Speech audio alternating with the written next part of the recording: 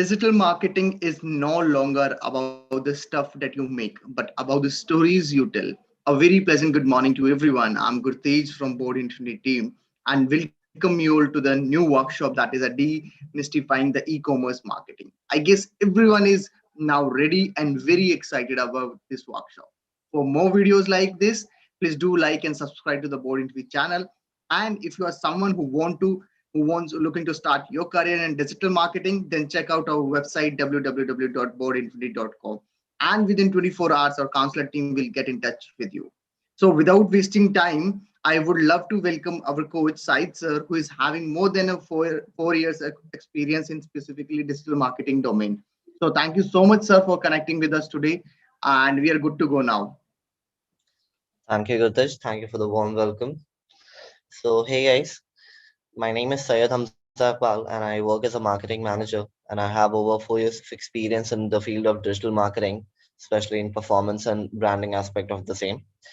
And today we'll be going over basics of e-commerce marketing, how e-commerce marketing works, how it has evolved over the years, and why it holds such an important place in 21st century. So without any further delay, let's just go ahead with today's agenda. So first, we'll try to answer these following questions. The idea will be to understand what exactly e-commerce marketing is, right? What is the marketing funnel? What role does e-commerce advertising play, and how it becomes an important part of marketing? What happens after a user has actually visited your website? What should be the steps that should be done? How does the user journey look like, right? How do you approach cart abandoners, or basically people who have visited your website but did not take an action in terms of making a purchase? And last but not the least, the most important, retention strategies. How do you make sure that the user who has made a purchase returns to your website again and again to explore either new range of products or to make sure that their demands are being met, right? So in between of this, if anybody has any questions, kindly please let me know and I'll be more than happy to answer them. Yeah. Now, e-commerce marketing. Going definition wise, I mean, it's obviously, as you can read, there's just a way how to drive traffic to your online store or your website.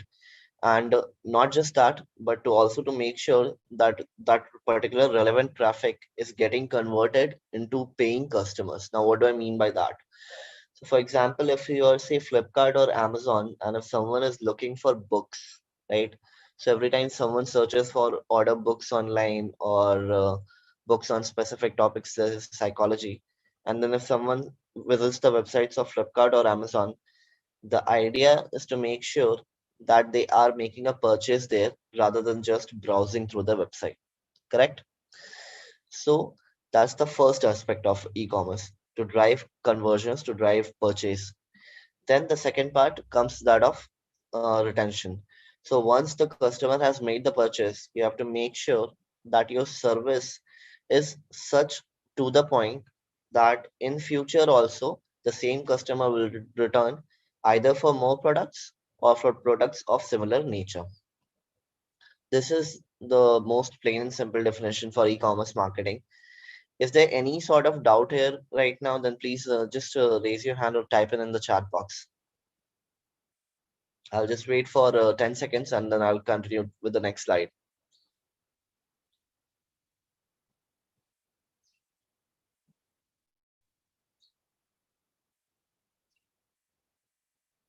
Okay, so moving on, marketing funnel. Now, this is an image. If you Google, you will get thousands of images and you will realize that a lot of websites will say a lot of different things. I've tried to keep it very simple here in terms of how the funnel looks like. See, the idea is to understand user in its different stages, user in its different buying stages, right? As soon as you will continue in this field of digital marketing, you will see a lot of jargons being thrown at you, right? Be it that of marketing funnel, be it that of marketing journey, micro moment marketing. You will see a lot of these things. But at the end of the day, the first and foremost, what you need to understand is the stage in which user is right now in its marketing journey, or you can call it a marketing funnel as well. Now, as you see, right, from top to bottom, obviously in the very first stage, there is a concentration of lot of users, which is basically awareness. This is your first stage. Then comes consideration, and then comes your final stage, action or conversion stage. I'll talk about loyalty and advocacy in a minute, but before that, just focus on these three: awareness, consideration, and conversion. Now, as the name suggests, awareness is a stage where people are getting aware about your product, right? Here, they don't have a concrete idea as to what they want or as to what is exactly they're looking for. Now, if I were to give you an example of this, so suppose that you are a student currently looking for courses in digital marketing, data science, or AI, blockchain, whatever, right? So in this stage, you might just start by searching on Google, digital marketing courses online, or how to shape your career online, career shaping courses in 2021, hot jobs in 2021. Right now, you're not exactly aware what is it that you're exactly looking for, but you have a faint idea in the direction in which you want to go, right? So that becomes your awareness stage. Consideration is one step later, when you have an idea that, okay, I now know exactly what I want and I need to do more research on it. So now you will start searching for keywords like digital marketing courses, data science courses, AI courses, blockchain courses, cryptocurrencies. So these are the things that you will start searching now, along with the tokens where your intent will be directly reflected in your search query, right? So that becomes your consideration stage. At this point in time, you are hovering around a lot of websites. So, for example, if Board Infinity is one, let's just suppose there are two or three other websites like the same which are offering the same service or product. Now you are consideration phase, and trying to zero down on one of the many results or one of the many opportunities that are present for you, right? So after this, the final one is your conversion phase. Now, as the name suggests, here is where the final magic takes place, right? So, let's suppose you are a buyer who was looking for a mobile phone for your mom, right? So, basically, you start your journey by searching something like this: best mobile phone in for people above 50. Just suppose. So right now you're not exactly aware which mobile phone you want to buy, or which mobile phone is best for your mom for a particular age group, right? Now that's your awareness phase. As soon as you start searching, you come across certain articles, you come across certain blogs, content, which make you realize that, okay, Samsung Galaxy XYZ, that's the best phone for my mom because it has XYZ features that helps people of this age, right? Now that you have zeroed down on a phone, you start searching for Samsung Galaxy XYZ price, Samsung Galaxy XYZ specifications, right? Stored near me, these keywords. So now you're trying to understand whether it's advantageous to buy it from a particular website, or whether it's advantageous to buy from a store. You're in this phase. Now, at last, when you have zeroed down, you will probably search for something like order Samsung Galaxy XYZ online, or buy Samsung Galaxy XYZ online on Flipkart.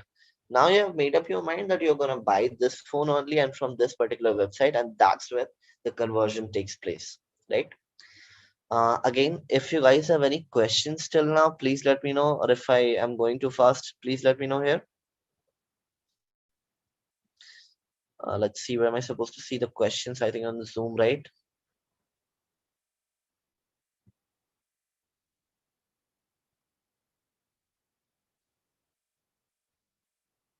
Okay. I'm just gonna wait for further more 10 seconds and then I'll start again.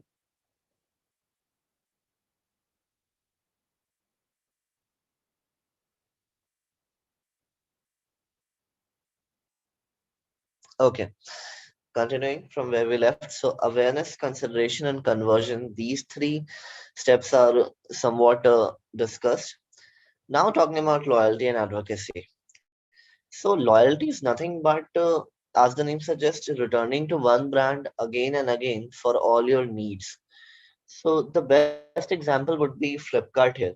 So, when Flipkart initially started, it was a startup about books in the very, very early stage. So when Flipkart probably started their business, they grew their customer base around books, and slowly they started adding more and more value, starting more stuff to their online marketplace, right?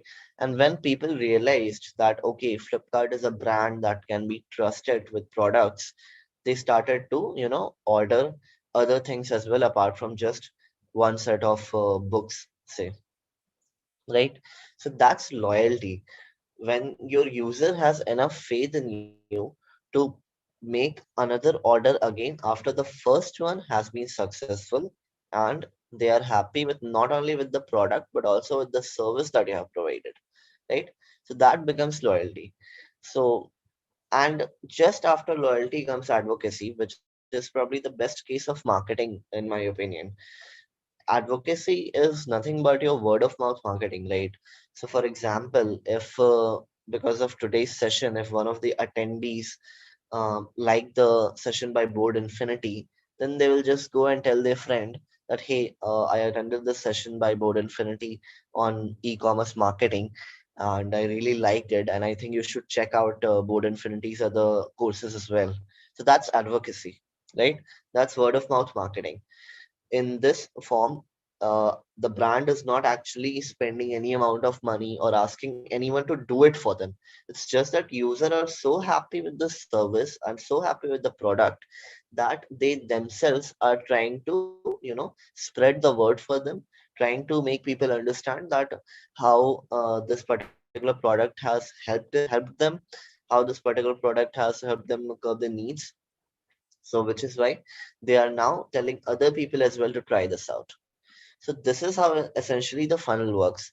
It starts with awareness, the user moves into consideration, then the user finally acts on their will and performs a purchase, then moves into the loyalty phase, provided the product and service is very good and it has been a good experience for the user. And last but not the least, the advocacy, where they perform word of mouth marketing sort of a thing, where they tell everyone how the product has been so good that has helped them and how others should also try it out, right? Any confusion so far with respect to this?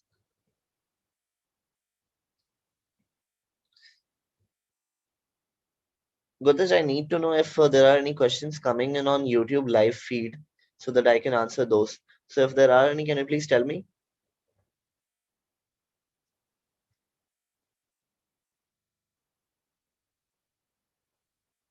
Hello, can you just confirm, please? Yes, sir. Should I forward you on the Zoom, or you can just directly see by the YouTube link I have shared with you? No. Uh, it would be better if you could just forward me on Zoom chat because I'm having a little difficulty with I don't know why YouTube is Right, not right. working well for me. Okay, perfect. I'll share the same questions on the Zoom. Okay, sure. I'm just waiting.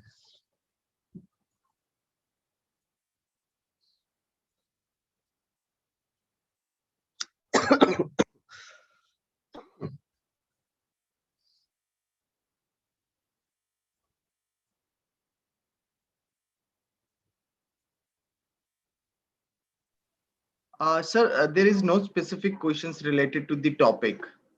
Okay, okay, Yeah. no problem. So I'll just move further then. Now, since the slide was talking about the stages, now I will try to deep down further in the marketing funnel so that people understand that how exactly the funnel works in terms of different stages and with an example once again. Even though I think we have discussed one, but let's just discuss again to be sure that we are all on the same page.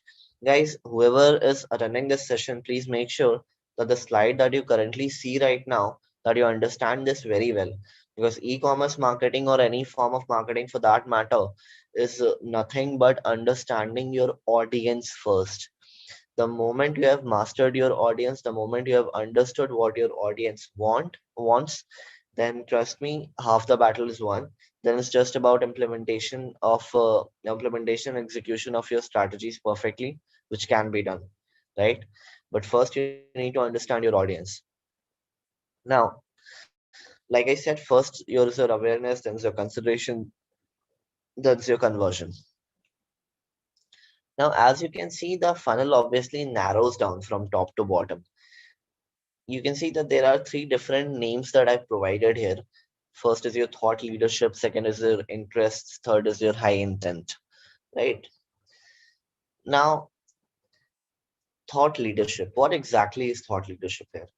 So I'm sure that people who are attending this session today, they are well versed with the field of digital marketing and they have a basic idea how digital marketing works and all, right? So you guys must have heard of HubSpot, right?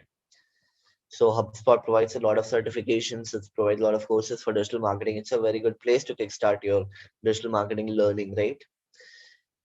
But HubSpot has actually formed a firm grasp on one of the keywords or one of the buzzwords in digital marketing in today's time.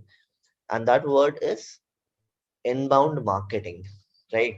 So every time you search for inbound marketing, HubSpot results showing up is something which is very, very common, right? So for example, I'm doing that search right now. Yeah. Uh, I hope this screen is visible. Gota, just please confirm that my screen is visible, right? Yes, sir, it's visible. Okay, okay, great. So now you can see that every time I search for inbound marketing, the first term that you see here is from HubSpot itself, right? Then there are obviously other results, but the first one is from HubSpot. Now, what exactly is inbound marketing? I'm not getting into that right now, but the idea was to make people understand what exactly is thought leadership. Now, in terms of thought leadership, what happens is that whenever you are thinking of something, so for example, if you think of electric cars, what is the first thing that comes to your mind right now? I'm sure it's Tesla. I mean, if there is something else that comes to your mind, please tell me as well. But the first thing, 9 out of 10 people will tell you it's Tesla. Even people who are not actually well versed in the field of electric cars, who don't have much idea. So, for example, me, honestly, I don't have much idea about electric cars. How much do they cost, or matlab, how what's the production process, etc., etc. But I know that Tesla makes electric cars. That's all I know, right? So that's the power of thought leadership. The idea is for a brand to create an image that something, if it's associated with a particular product or service, they become automatically the leaders in that. Another example, so whenever you travel in intercity from one city in India to another, so for example Mumbai, Pune, Nagpur, Pune, right, cities like these, you will say that okay yaar main Volvo se ja raha hai, right? You will hear these things a lot that मैं Volvo ले रहा है, Volvo से जा रहा है. Now, the idea of intercity transportation has become so synonymous with Volvo that's actually a bus brand that people end up seeing that they are going via Volvo, right? So the idea for a brand is to always become synonymous with their main product or feature, right? Now, inbound marketing was a term that HubSpot wanted to own on the internet, so that every time someone was talking about HubSpot marketing, talking about inbound marketing, HubSpot comes to mind. So similarly, everyone, when they talk about electric cars, Tesla comes to mind. So that's the power of thought leadership. I hope this part is clear so far. I'll just wait for 10 seconds.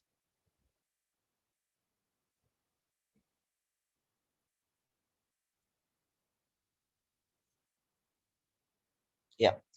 So electric cars, Tesla. So that's how thought leadership works. So now let's go to an example here. Digital marketing. So for example, if Board Infinity were to become thought leadership in the area of digital marketing, right? Obviously, it would be in terms of digital marketing courses that are being provided to students, right? So, if they were to become thought leaders in this particular area, then every time someone searches for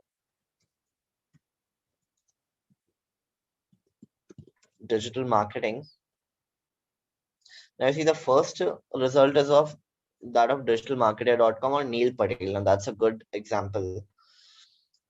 I mean, even before Wiki's result comes in, Neil Patel is getting ranked on second position. So sorry. Yeah.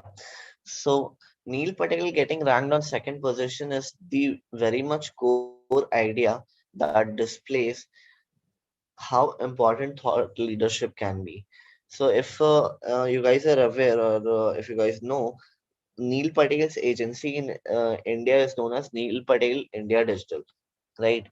So even the word digital is so inbuilt in the entire ecosystem that even Neil Patel's agency is called Neil Patel India Digital, right?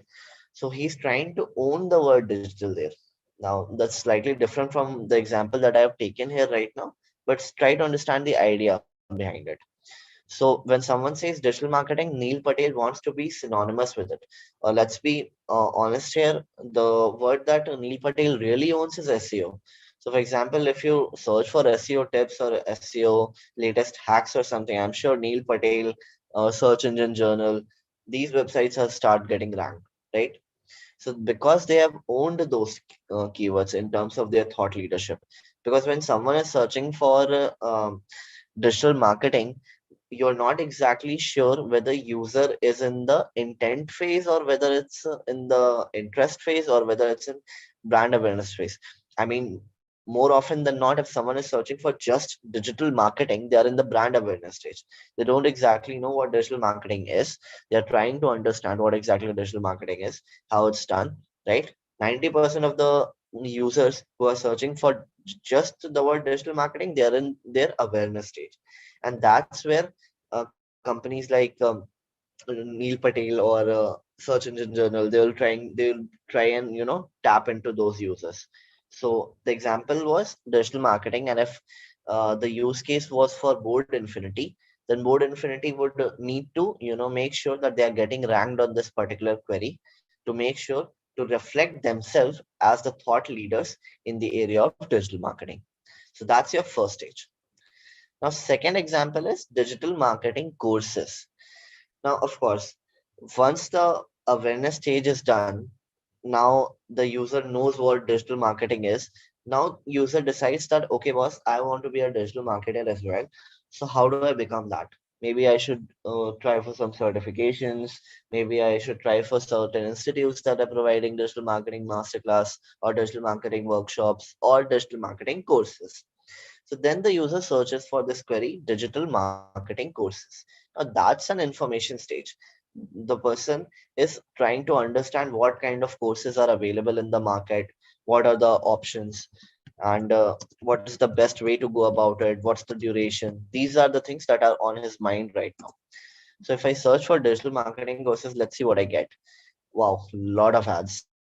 So Upgrad is there. Even ISB is running ads on this one. I am Koikode, Udemy, right? But let's just go with the first organic result here, and that's of Udemy. Now, Udemy obviously is one of the largest education providers here, and it's a great education marketplace. Even Learn with Digital, Coursera, Simply Learn, Upgrad, a lot of these websites are getting ranked. So obviously, it's a highly competitive keyword in terms of not just Google Ads, but also in terms of SEO, because there are a lot of good companies which are in this field but are not exactly getting ranked right now, right? Even Search Engine Journal is getting ranked below here. But anyway, coming back to the presentation here. So now the user is in information stage. He has gathered enough interest, but trying to understand which is the best way to go about to become a digital marketer and which is the best course or which is the best website to get it. Now you can see if you are a user, there are a lot of options here. First is your Mica and upgrade. Second is your ISP. Now the user has options to choose from all of these results. Obviously, the user will go and try and understand and analyze each of these websites rather more closely. Excuse me, websites rather more closely to understand what's the best option for their growth, right? I mean, none of us are going to choose a product blindly without understanding the full aspects, without understanding the full pros and cons of the same, right? So, for example, maybe I am Koi Code sounds like a great course, but it says that it will take around 10 months. And what if someone doesn't have 10 months to, learn that much? Maybe people want to kickstart their career as soon as they can. I mean, this is the age of instant gratification, as they say, right? I mean, everyone who is online, they just want results as soon as possible. So maybe they don't have 10 months to spare, right? So maybe then they will go to Udemy and they'll realize that Udemy is the better option. But there will be some people who will feel that money is the bigger problem for them. So they will go for a course out of these four where they will feel that it's worth their money and worth their time, right? So all of these factors come into picture. So it's not always necessary that your product is absolute best in terms of cost, but still people might go for other things, right? Depending upon external factors such as time, etc. Right? Now this is your second information stage. The third is your action stage, where people are absolutely sure about what they want, and they are just in their action stage where they will perform a purchase or get a service or a product. Now the query becomes sign up for digital marketing courses, right? So I will just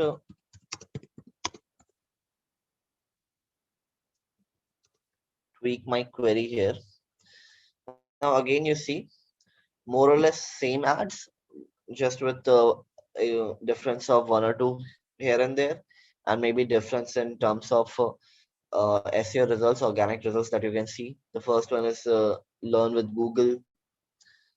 The first couple of them are actually learn with Google. Then obviously your featured snippets are coming in. So you see that people also ask for the featured snippet section. There you can see that which certification is best for digital marketing. How can I apply for digital marketing course? What courses do I need for digital marketing? How do I start learning digital marketing? So these are all the queries that are pertaining to, you know, either uh, intent stage or high intent stage, right? So user is right either gathering information in these queries or is very, very close to or about to take an action. So now, do you guys have any questions here? Because we have discussed a lot so far, and I just need to be sure that everyone is on the same page. I'll once again wait for 15 to 20 seconds, and I'll wait for questions if you guys have any. Anything that you guys have not been able to understand, or if I need to slow down the pace. No questions here. Perfect. Perfect. Okay. Then we'll move to the next part. And so now the idea will be to understand what role does e-commerce advertising play, right? Okay. So e-commerce advertising. Obviously, when someone says the word e-commerce, it essentially means that there is an online store which is present, right? And if an online store is present, obviously no business owner will only want users to come on his or her website and just browse through products and leave, right?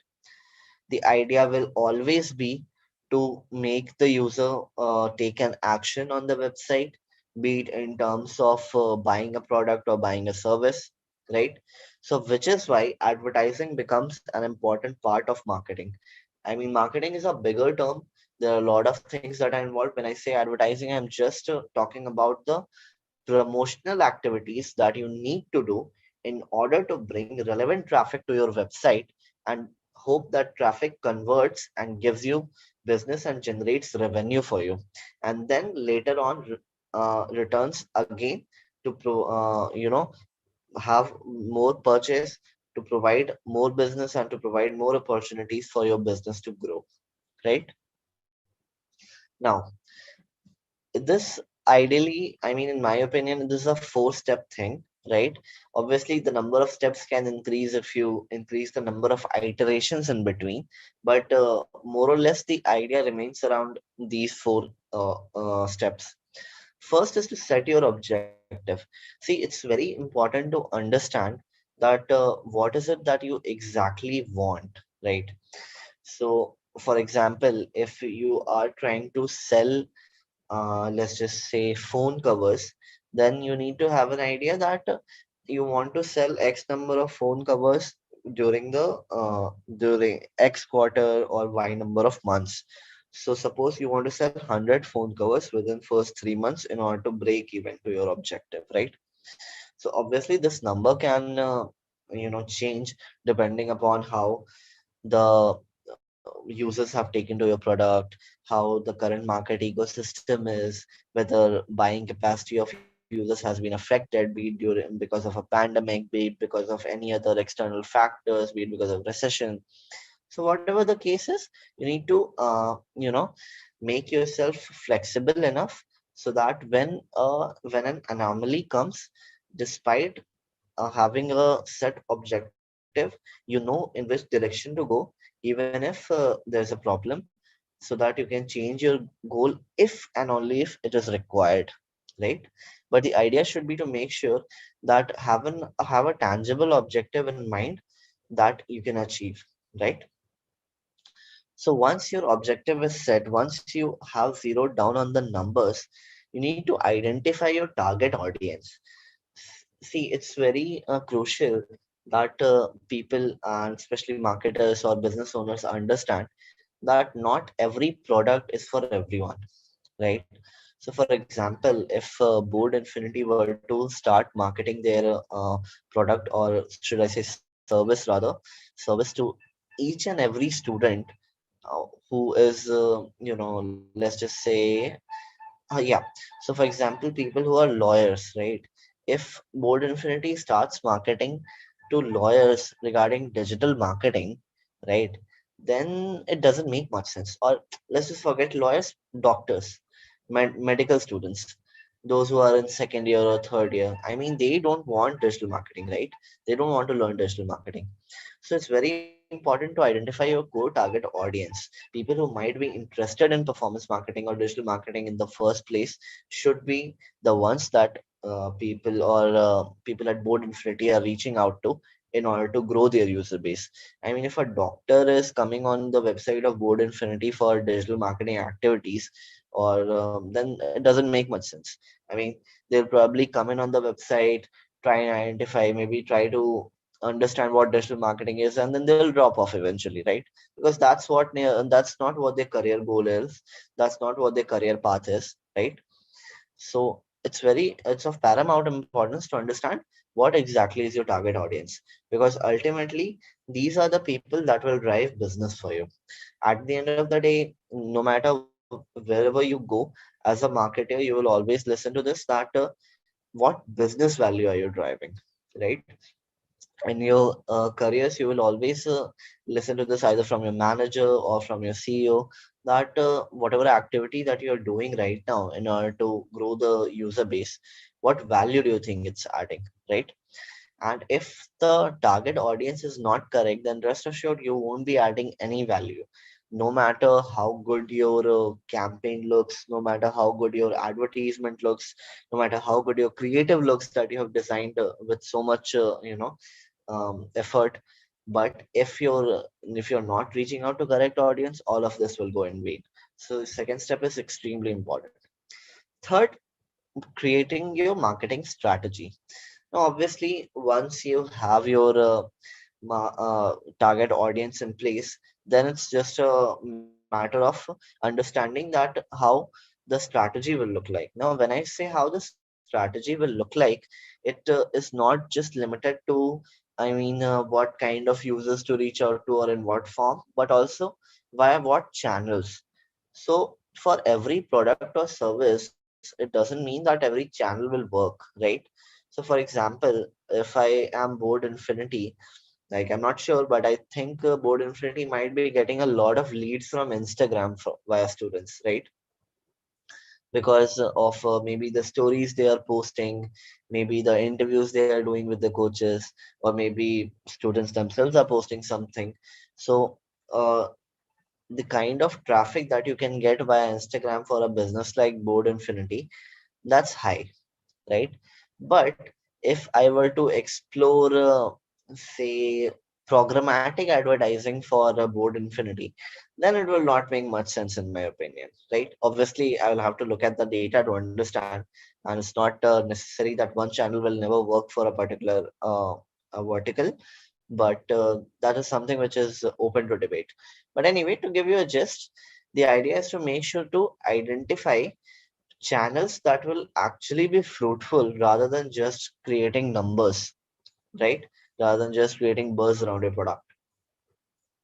So, in order to create an optimal marketing strategy, you will need to identify your channels first.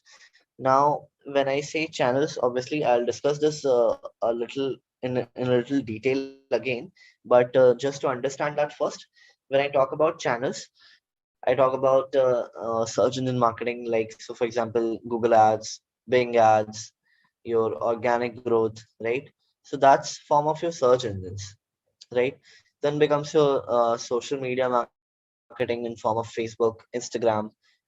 TikTok was a huge channel for India, but unfortunately, since it got banned, that avenue has closed for now. But then you have your other apps like Trell is there, MX Takatak is there, Chingari is there. So these are again places where there are a lot of audiences available, and there's a lot of advertising potential in these places. And for some businesses, this can actually be a very good channel to promote their product, right? So I don't know if you have heard of Trell, but that's a very good example. And if you guys are attending this session, I would suggest you to look at the case study of Trell once, because it's a very interesting product, and it's a very interesting product in market right now, especially with the TikTok getting banned. Um, just go through how Trell has evolved. It started off as a video streaming service just like TikTok, but how it has evolved in e-commerce, it's a very good case study. I'll discuss about Trell in a moment, but let's just go with the fourth step first.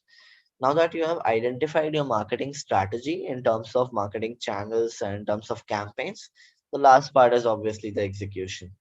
So execution also has to be proper in terms of that. Now, whoever is performing at the end of the day, in terms of budget, bids, advertising, ad copies, in terms of ad texts, creative copies, and regular optimizations. These also need to be done very carefully and very optimally in order to make sure that you are getting the best out of your advertising campaigns, and you know generating enough revenue so that the marketing effort can go on and the business essentially grows, right? So again, repeating the four steps: first, set your objectives, have clear cut objectives, be flexible. Second, identify your target audience, who will be the people who will drive more business to your website, and focus on them. Third, once you have identified the audience, create a marketing strategy that will tap those audiences on your website. Fourth, once the strategy is created, focus on execution, where execution is done in such a way that there are no stones left unturned, so that the final output remains high.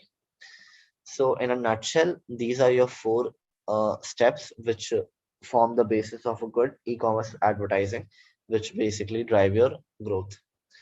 Any questions again so far? I'll just wait for further 10 seconds here.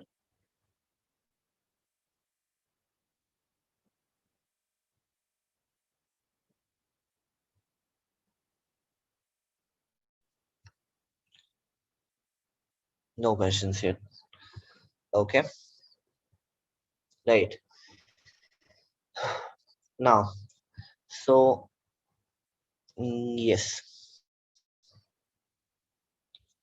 as I said that I would be discussing channels in a little bit more detail and a little bit about Trell I'll discuss. I want to because it's since the session is on e-commerce and I believe that Trell has done a very good job of late with their product ramifications.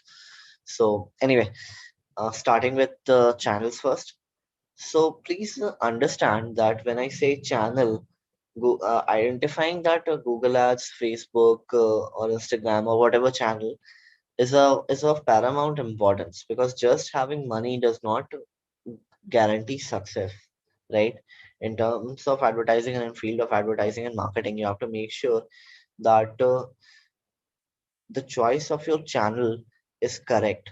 Because if you are trying to sell, let's just say, uh, uh, uh, name a product. Okay, if you're trying to sell Lamborghini over Instagram, that's not going to work. Let's be honest about it.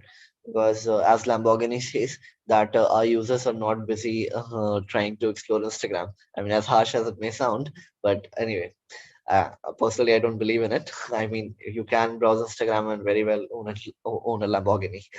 But yeah, you get the point, right?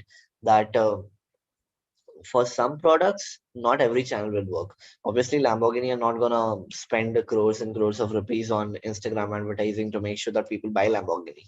That's not gonna happen. So similarly, for certain products, certain channels only work. And so, for example, um, for let's take an example of e-commerce itself. So products like cosmetics. So Nika is a big brand, right? So let's just go for eyeliners online. I can see Sugar is there, Sephora is getting ranked, Amazon is getting ranked, and Nika is in the first one on SEO. So this is a very good example, I believe, of picking your battles carefully. So now Nika knows that its SEO or its organic effort is so good that they will get ranked in the first couple of positions organically without having to spend a money on Google Ads. Now, Sugar Cosmetics are probably not that good with their SEO so far, because of which they have identified it already. And in order to counter that, what they have done is that they've invested their money in Google Ads. So every time if someone searches for eyeliners online, even though organically Sugar Cosmetics is not getting ranked in Nykaa, Purple, Myntra, Flipkart, Amazon, even in top five, but in terms of overall page, the first position belongs to Sugar Cosmetics because of Google Ads. So obviously this is a marketing well done because the person has clearly identified that hey, I'm not going to rank on the first position for eyeliners online. There's just way too much competition right now. So what I'm going to do is I'm going to put this keyword in my Google Ads campaign and make sure that I'm getting ranked on first position and I'm generating enough clicks via Google Ads. So that's a good example, right? Sugar Cosmetics basically identified their core strength. They identified that SEO is right now not their forte. They cannot get ranked because of high competition. So why not just focus on our bets, focus on our budget, focus on our landing page, and create a kick-ass Google Ads campaign, right? Similarly, Sephora.now.com have done the same. Amazon, I don't need to say anything because they are the leaders everywhere. They will get ranked sooner rather than later, right? So that's an example where Sugar Cosmetics have identified that which is their best way to go about it. So that's how you pick your battles. Now, similarly for eyeliners, is now that I've searched for it, I'm pretty sure after some time I'll start getting these ads on Instagram as well. Now, Instagram obviously it's a very very good marketplace for users. Now, why Instagram has become such a great marketplace? Because when you search on Google, right, Sugar Cosmetics, Sephora, Amazon, now these are big websites, right? I mean, these are, for example, Sugar Cosmetics, it's a well-funded startup. Sephora, obviously, it's a US-based firm. Amazon, I don't need to tell you about. Nike, again, I don't need to tell you about. So these are big brands that are available on Google. But not every brand, and especially local and small businesses, they cannot, or not all of them can afford a website, right? So what these people are usually, um, these people are nothing but either a group or an individual who are running their businesses behind Instagram, right? With the help of just one page online. And that's one page is just on Instagram. And that's the beauty of social media, I believe. In terms of e-commerce, Instagram has given enough leverage to users to create their own identity in terms of business, right? So because of Instagram, there will be a user who has actually a business in terms of cosmetics and can actually compete with sugar. When I say compete with sugar, obviously I don't mean that will have the same amount of revenue or anything. But let's just say if they are creating homemade organic eyeliners, I don't know if there is such a thing, but if there is, and if someone is creating homemade organic eyeliners, then they can market their product on Instagram and make sure that their business is also visible to users, right? And that's how they are going to grow. So that is I would say a platform that Instagram has provided in terms of e-commerce marketing. So again, trying to pick your battle becomes important, because if that individual tries to, create a landing page via get response and then tries to run Google ads, then it will cost that user a lot of money, right? I mean, if you're a business owner, if you're just an individual trying to make a splash and you spend all of your effort in marketing and not in your product, then it sort of becomes useless. So, which is why for such a business owner, Instagram is so important. They will make sure that their money is being spent on Instagram, trying to get as many views as possible, trying to get as many link clicks as possible. So, those are the things that this particular business owner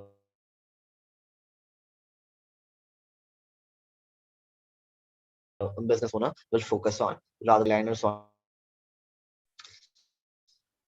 So that was an example of choosing a channel. My connection is unstable. I need to know if I'm audible right now because it says that my internet connection is unstable. Godash, can you just please confirm Yes, that? yes, you're audible. Yes, you're audible. Okay, okay. Okay, perfect. So, like I said, once your channel is selected and once you have picked your battle carefully, the time comes to implement those campaigns. In terms of implementation, we've already seen one example where Sugar Cosmetics have, implemented their ad in such a way that it's also getting ranked on first position. Obviously, that depends on a lot of variables like what was their bid, apart from just their headlines and landing page experience. I'm not gonna click on the ad, guys, because I will get bombarded with those. Okay, now moving on to the next part. So, what happens after the user has visited your website, right? Now, to answer this question, I've made a small timeline called user journey, right? So, we have discussed a lot of um, awareness, intent, consideration. We've discussed a lot of these buzzwords, right? So there's a small timeline I've created. Take this with a pinch of salt. This day one, three, five, and seven, there's something which will vary from time to time. And this is just an example that I've created here, right? So obviously on day one, the user is in awareness phase. This is the getting to know phase where user is continuously trying to understand product or the service they're looking for. Obviously we have discussed a lot, so I'm gonna not gonna focus too much on the day one here. This is the first this is basically the initiation of user journey in its bid to understand what a product is and what the user really needs. That's your first one. Obviously after that becomes your information stage where the user is going through a lot of products or a lot of services provided by different websites, different marketplaces. For example, if I'm Sugar and a user is searching for eyeliners online, they have a lot of options, and Sugar Cosmetics is one of them, right? So the next step is when user comes to your website, it goes through the product and service. Now, obviously, guys, whenever we are out in the market to buy a product, it's very rare that we'll just go and buy whatever we want. I mean, you will perform a thorough research of what you are exactly trying to achieve. what exactly is your goal behind that purchase, and then you will evaluate your options accordingly. It's impossible that you will just go and buy a product directly, unless it's an iPhone launch and you're pretty sure that okay, I want iPhone 12 Max Pro, whatever it is, I want it. Then it's a different scenario entirely. Then obviously you can just go and directly buy the product. But if you are in the market for a smartphone and you have not decided on the brand, then you will go on Apple's website, you will go on Samsung's website, you will go to OnePlus ka website, Moto, you name it. Whatever your range is, you will visit all those websites, you will visit to the product pages of all those phones. You will compare your specifications, you will compare your price, you will obviously look after your needs as well, and then you will uh, according to the unique value proposition of each product, you will make a decision. So that's the comparison phase. So like I said, in terms of price, product quality, unique value proposition, all of these things come into picture where you are comparing and trying to zero down on one of the products. Purchase, finally you have decided, okay, 35,000 was my budget, and I'm gonna go ahead with Google Pixel. That's the phone I want, and because I am a very camera savvy person, and maybe I just don't trust OnePlus enough and I trust Google more, so I'm gonna go ahead with Google Pixel. So that's when you decide that okay, I'm gonna go ahead with Google Pixel. So now this is how more or less your user journey looks like. So any question you guys have here?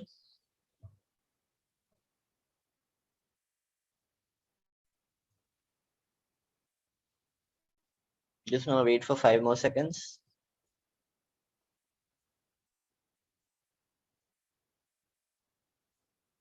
Okay, again, I'm gonna continue. So, like I said, this is how the user journey more or less looks like. Now, number of days can obviously vary. Sometimes user don't take 7 days, sometimes they take just two, sometimes they even take 15 days, depending upon the product and the purchasing capacity and the sale which is available. Basically, sale becomes your external factor. So, whatever it's available in the market, depending upon that, the user journey can either shorten or can even increase in length. Now, the what happens once they have your visited your website, right? Oops. Now, either they will perform the purchase or they will drop off and they will buy from somewhere else. There can only be two options, right? Now, suppose if they buy from your websites, then it's all good because the revenue has been generated, your goal has been met. Then the idea will be to make sure that you retain that user. That comes later. But now suppose there was a user who visited the website, did not go ahead with the purchase, dropped off and went to a different website. Now becomes the challenge to make sure that how you are winning that user back. Now this is a user who is essentially a cart abandoner. So basically, I will go on Amazon. I am on eyeliner store. I add this to cart. But then I realized that okay, it's for 161 rupees and Maybelline New York Colossal. This is not a great product or whatever. I just decide against it, and I will drop off from the website. Right now, Amazon almost had me as a customer, but because of X reasons, I decided not to buy from Amazon, and I end up buying a eyeliner from Sugar Cosmetics. Right now, for Amazon, I'm a cart abandoner. Now, which is why it's very, very important for a business to understand that there are users who will drop off, but at the same time, they have to make sure that they are reaching out to these users again and again. So, the best example of cart abandoners is in terms of Zomato. So, every time you use Zomato, you will see that after every few hours or on every few days, if you have your notifications on, they keep on sending you notifications, right?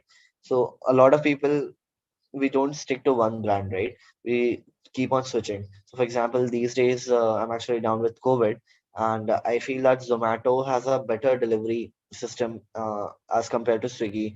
I don't know, it's just that maybe I'm just thinking that way, but their delivery executives tend to reach a little early. They place the order on time, etc., etc. So whatever X number of reason, I'm ordering with Zomato a lot these days. So now, when I'm ordering with Zomato, I've seen that Swiggy has been sending me notifications such as "We miss you," um, XYZ offer on XYZ food, XYZ percent off on your favorite restaurant. So this is what Swiggy is now trying to make sure. Now, since I'm an abandoner, what they are trying to do is they are trying to engage with me and make sure that I'm once again interested in their product and interested in what they are actually selling. So this is how you keep your cart abandoners engaged.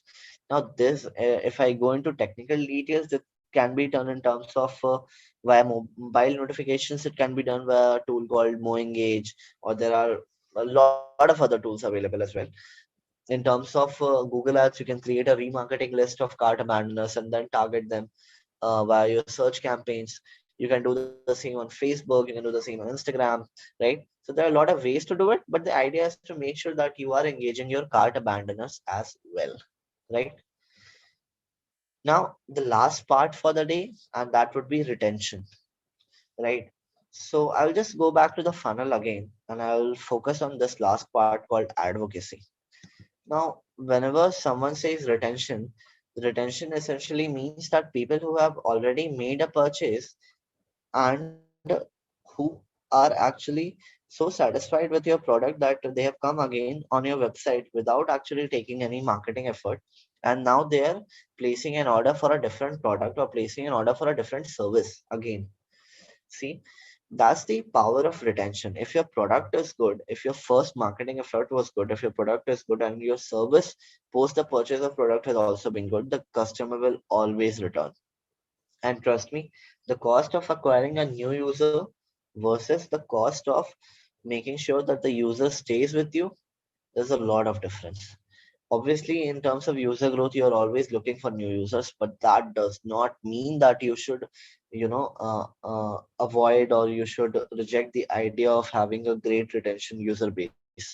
Because having a great retention user base will always help. It will always help for your business to grow exponentially.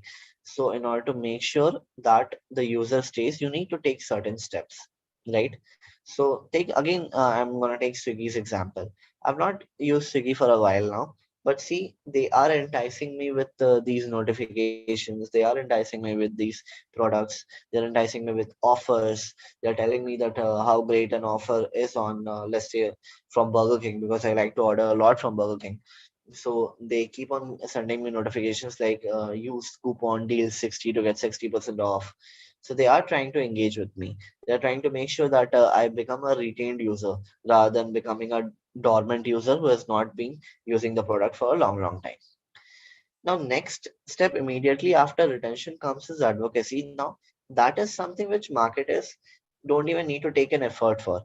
If the retention is good, trust me, advocacy happens automatically. So, for example, if there is anyone out there who is listening to the session and has really liked the session, they will probably go on their Instagram and they'll post it as a story that Board Infinity conducted a session which was really good and which was really helpful for them for their introduction to digital marketing, and they recommend this to others as well. Now, this is where this advocacy comes into picture, and this all has happened because your retention strategy was on point in the first place, right? Now, again, retention strategy, same thing. Just like cart abandoners, you can create your remarketing lists on Google, on Facebook, on Instagram, and then you can use it accordingly, right?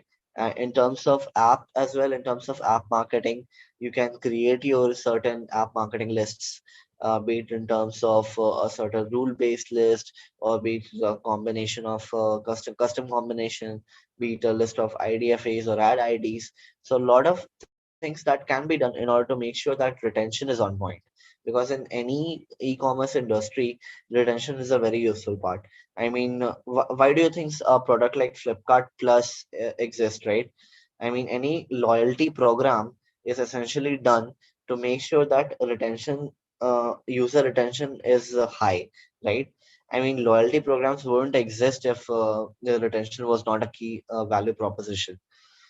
Flipkart gives you coins, Cred gives you points. Why do they do that?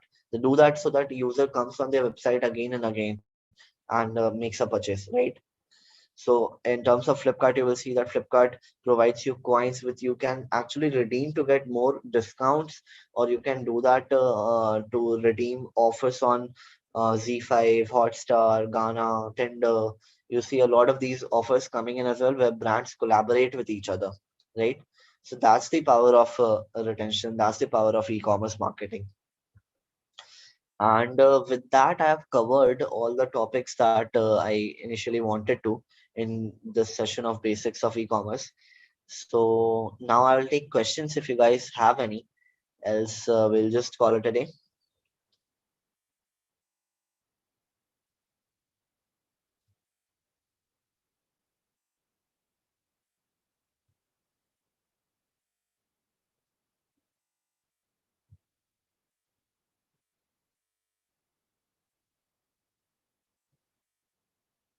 Gitesh, are you there? Yes, yes, I'm here. Yeah. I'm just waiting for questions, or I'll just wait for a couple of minutes. Yeah, sure, sure.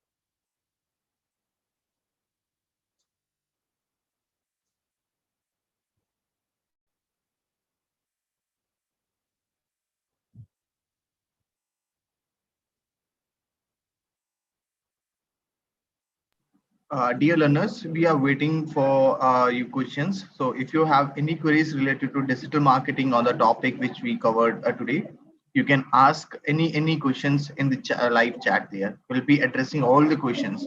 So please take the opportunity of this.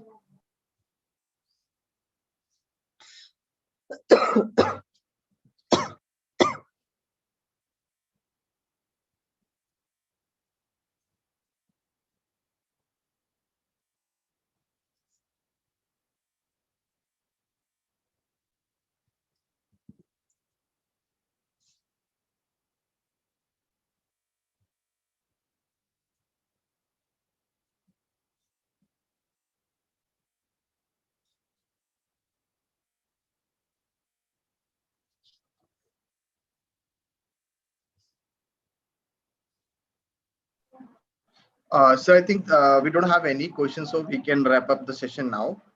Okay. Okay. Okay.